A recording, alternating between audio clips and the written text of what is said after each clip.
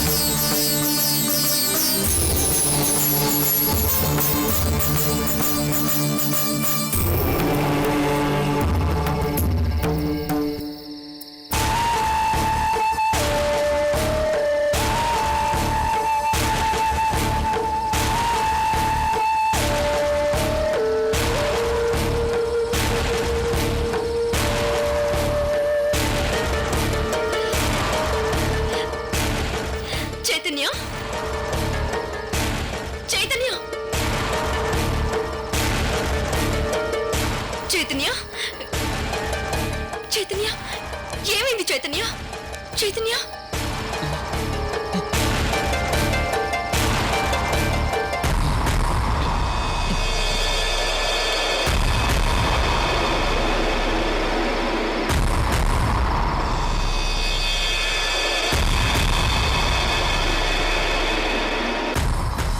చైతన్య, అసలు ఏమైంది? అమృత గారు, అక్కడ అక్కడ చైతన్య, నువ్వు గుడి దగ్గరికి ఎందుకు వచ్చావు? అక్కడ అక్కడ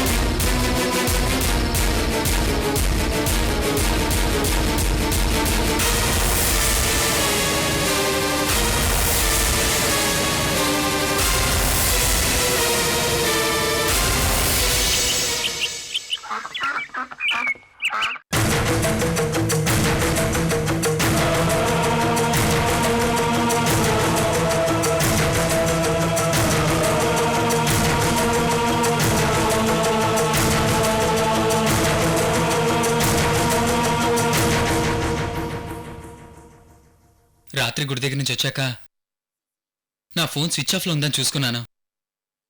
అప్పటికే రేణుకుదిన విక్రమణాలే చాలాసార్లు ఫోన్ చేశారు.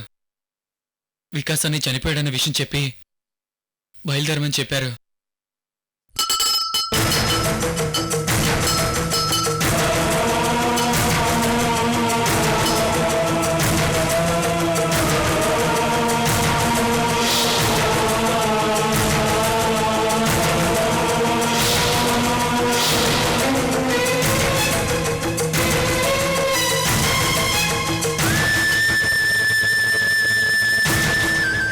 హాస్పిటల్ నుంచి జైలుకి వెళ్తూ మధ్యలో ఎస్కేప్ ప్లాన్ చేస్తే సీఏ శర్వాణి పోలీసులు వెంటపడ్డారట.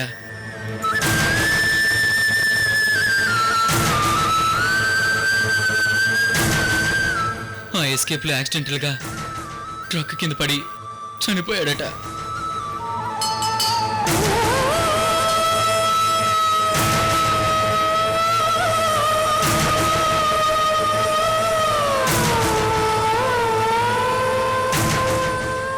చైతన్య, నువ్వు అర్జెంటుగా బయలుదేరు. రేణుక చాలా స్ట్రగుల్ అవుతూ ఉండుంటుంది. మీ అన్నయ్య ఎంత దుర్మార్గుడైనా ప్రేమించి పెళ్లి చేసుకున్న భర్త.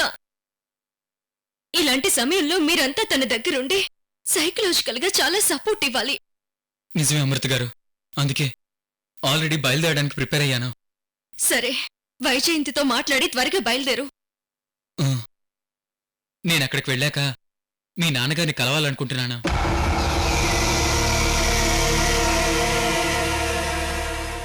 నా గురించి మాత్రం చెప్పకు చైతన్య.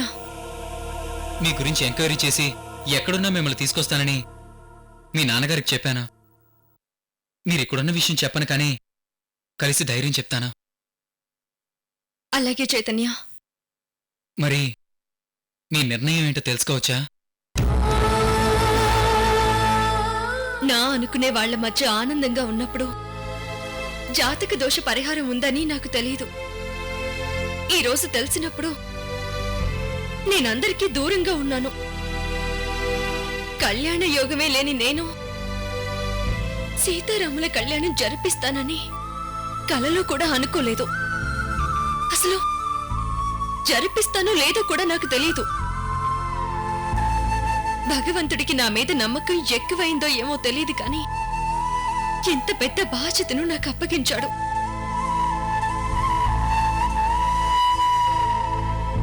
నా శక్తి మేరకు ప్రయత్నిస్తాను. ఇక నా పెళ్ళంటావా? నిజంగా నా పెళ్లి జరగాలనుంటే ఆ రోజే అమ్మ చెప్తున్నప్పుడే జాతక దోష పరిష్కారం గురించి నేను వినేదాన్నేమో. చాలా దూరం వచ్చేశాను చైతన్య. అమ్మా నాన్నలతో కలిసి సంతోషంగా ఉండాలన్నది నా కోరిక. నా పెళ్లి చేసి నేను సంతోషంగా ఉంటే చూడాలన్నది మీ అందరి కోరిక. ఈ రెండిటికంటే నేను నెరవేర్చాల్సిన బాధ్యతలు ఇంకా గొప్పవేమో. అందుకే ఇక్కడి దాకా వచ్చానేమో.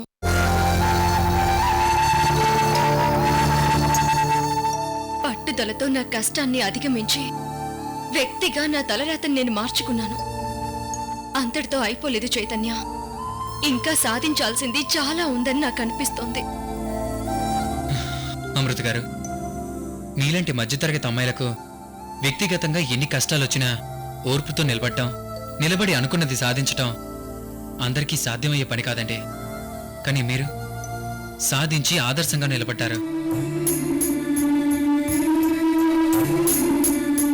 అంతేకాదు, ఈరోజు మీకోసం కాకుండా చుట్టూ ఉన్న 10 మంది కోసం ధైర్యంగా ఒక బాధ్యత కోసం ఇక్కడ ఉంటున్నారు.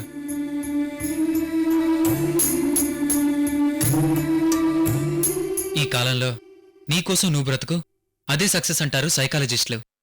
నీ ఫ్యామిలీ కోసం బ్రతికితే అదే గ్రేట్ అంటారు సోషియాలజిస్టులు. 10 మంది కోసం బతికే మిమ్మల్ని ఏమనాలి?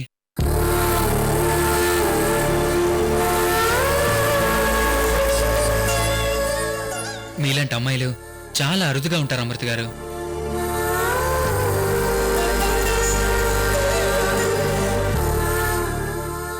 ఇప్పుడే మీ నిర్ణయం ఏంటో నాకు చెప్పాల్సిన అవసరం లేదు. కానీ ఒక్క విషయం మాత్రం చెప్తానా. ఆల్రెడీ రాత్రి మీ పోలికలతో ఉన్న ఒక ఓల్డ్ మెన్ గురించి మీకు చెప్పానా? ఆవిళ్ళు ఏదో దైవత్వం కనిపించింది.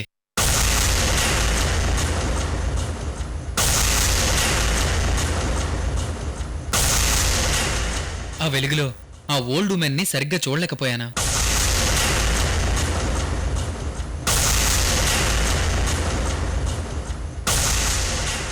ఆవిడ మాటలు కూడా నాకు సరిగ్గా గుర్తులేవు.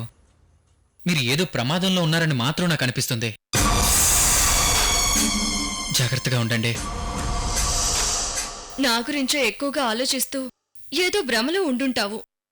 అక్కడేం లేదు చైతన్య. ఈ బొబ్బర్లంకలో ఈ మనుషుల మధ్య నాకేమీ కాదు. మరి నేను బయలుదేరిన అమృత గారు. దయచేసి నేనిక్కడ ఉన్నానని మాత్రం ఎవరికీ చెప్పకు. ఎటువంటి పరిస్థితుల్లోనూ మీ గ్రీన్ సిగ్నల్ లేకుండా, మీ పర్మిషన్ లేకుండా ఎవ్వరికీ చెప్పనా? Thank you Chaitanya. తాతయ్యని వదిన్ని జాగ్రత్తగా చూసుకో. అలాగే అమృత గారు.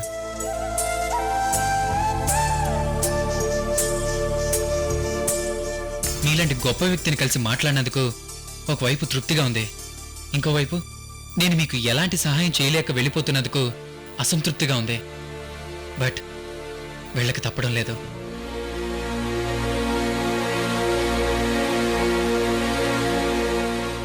అమృత గారు, ఇంకో ముఖ్యమైన విషయం.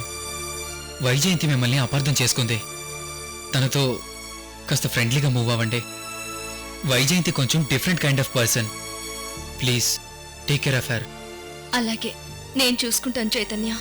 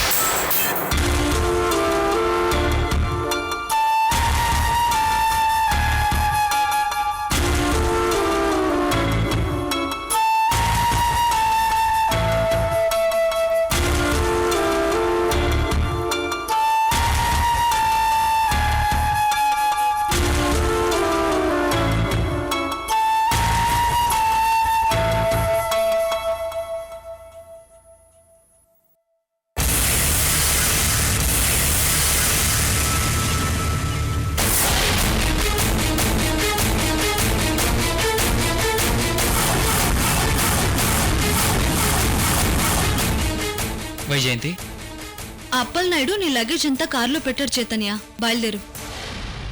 ఏంటి మూడీగా ఉన్నావు? ఏం లేదు, కారెక్కు.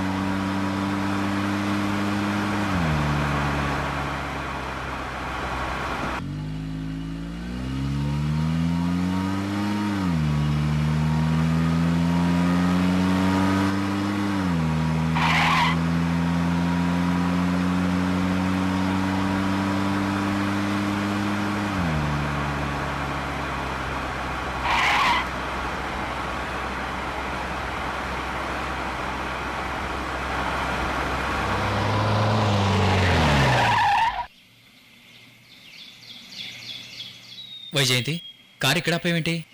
దిగు, చెప్తాను.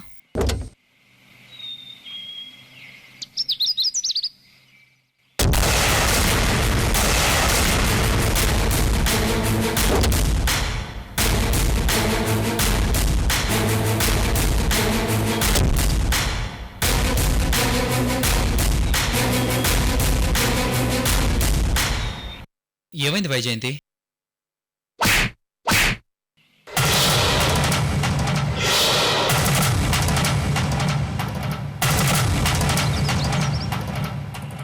నేను నీకెలా కనిపిస్తున్నాను?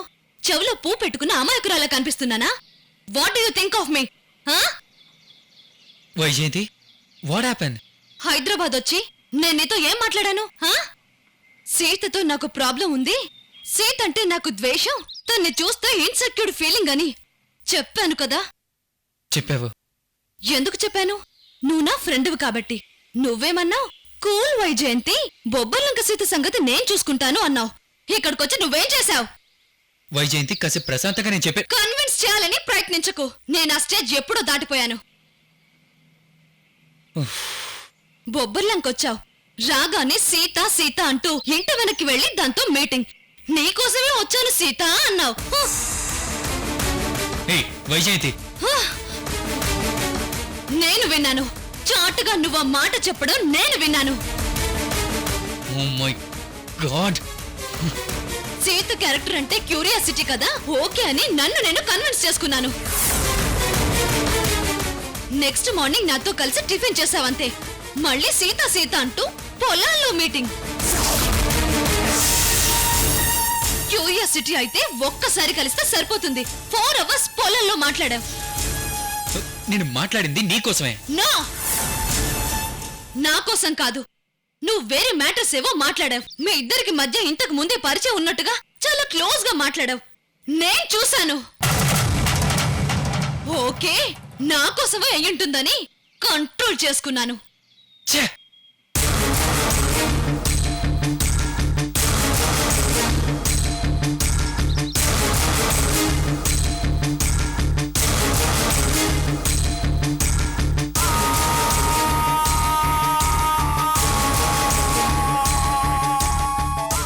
ఏంటి అక్కడికి వెళ్ళి నిలబడ్డావు? ఇంకా అయిపోలేదు. సరే, రాత్రి ఇంటికి వచ్చాక నాతో కలిసి భోంచేశావు. అప్పటికైనా మీ మీటింగ్ విషయం చెప్పావా? చెప్పలేదు. పొద్దున్నే చెప్తావనుకుని వెళ్ళిపోయాను. నేనటు వెళ్ళగానే సీత సీత అంటూ మళ్ళీ దాని రూమ్ లోకి దూరావు. అయినా సరే నా కోపాన్ని సప్రెస్ చేసుకున్నాను. ఆ తర్వాతైనా మర్యాదగా పడుకున్నావా? మళ్ళీ సీత సీత అంటూ తోటలోకి వెళ్ళావు. ఆ మధ్యలో ఏం జరిగిందో తెలీదు. అక్కడి నుంచి మళ్ళీ సీత సీత అంటూ గుడి దగ్గరికి వెళ్ళావు. ఇద్దరు చేతులు పట్టుకుని చిచి. వైజయంతి, నువ్వేనా? ఏంటి ఇంత ఫులిష్ గా మాట్లాడుతున్నావు? నేను ఫూలిష్ గానే మాట్లాడుతున్నాను. కాదని నువ్వు ప్రూవ్ చేయి. మీ ఇద్దరు కలిసి రాత్రి గుడికి వెళ్ళలేదా? వైజయంతి, నిజమేంటే నేను నీకు చెప్పలేను. అది ఈడియట్ అనగానే నువ్వు వయసు అయిపోతావు. ఇది నిజం. సీత నీకు నచ్చి నువ్వు మనసు పడ్డావు, ఇది కూడా నిజం.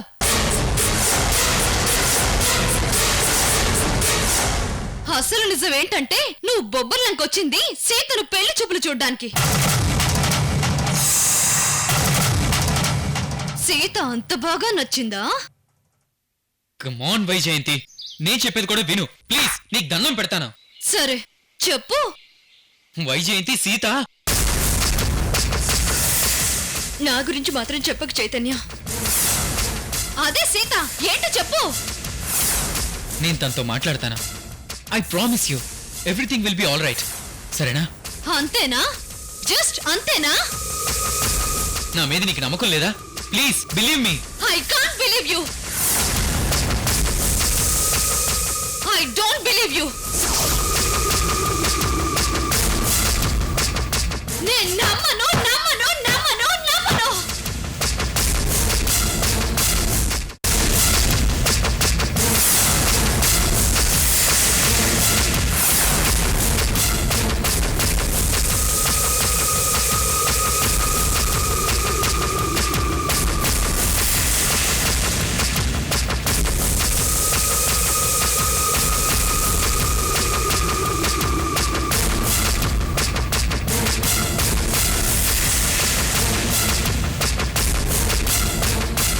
యుఎస్ లో నువ్వు హై మోరల్స్ తో ఇండియన్ అబ్బాయిలందరికీ రోల్ మోడల్ గా ఉండేవాడివి. అమ్మాయిలందరూ నిన్ను జెంటిల్మెన్ అని పిలిచేవాళ్ళు. అలాంటి నువ్వు నా బెస్ట్ ఫ్రెండ్ అని చాలా ప్రౌడ్ గా ఫీల్ అయ్యేదాన్ని. ఇండియా వచ్చాక నీకేమైంది? సీతను చూడగానే రోమియో అయిపోయావా? కమాన్ చైతన్య చెప్పు.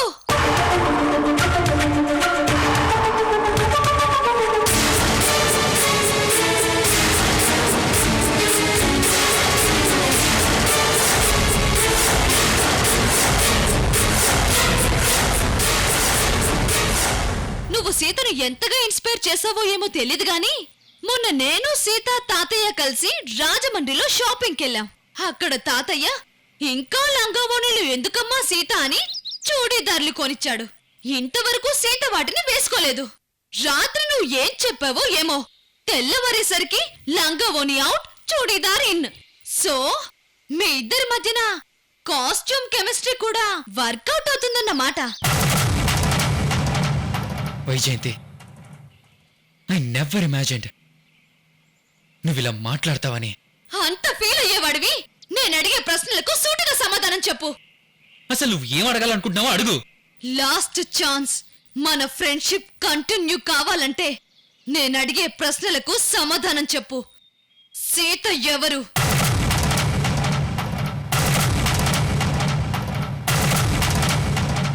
ఎక్కడి నుంచి వచ్చింది? మా తాతయ్య ఊళ్ళో వాళ్ళు తనకెందుకంత ఇంపార్టెన్స్ ఇస్తున్నారు? నీకు సీత ముందే తెలుసా?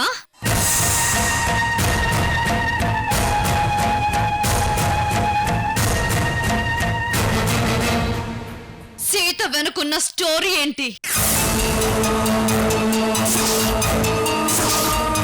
సీతతో మీటింగ్ లో ఏం మాట్లాడావు? చెప్పు.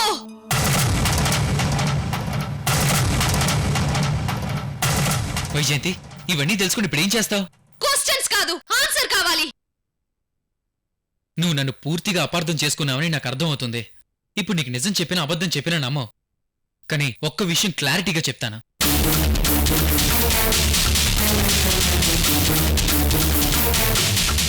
సీత ఒకరికి హాని చేసే అమ్మాయి కాదు. తను చాలా మంచిది. మీ తాతయ్య అన్న నువ్వన్నా తనకి చాలా ఇష్టం. నాకు సీతకి మధ్య ఏమీ లేదు. నువ్వు చూసింది కరెక్ట్ కాదు. నువ్వు ఆలోచించేది కరెక్ట్ కాదు.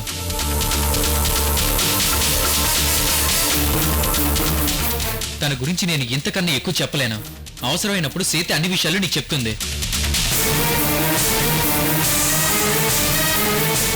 మన ఫ్రెండ్షిప్లో నేను నిన్ను ఏ చిన్న విషయంలోనూ హర్ట్ చేయలేదు. ఈరోజు ఒక్కసారిగా నువ్వు అపార్థం చేసుకుని హర్ట్ అయ్యే పరిస్థితులు వచ్చాయి.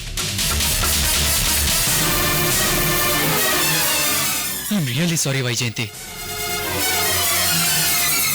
I'm very sorry. సారీ.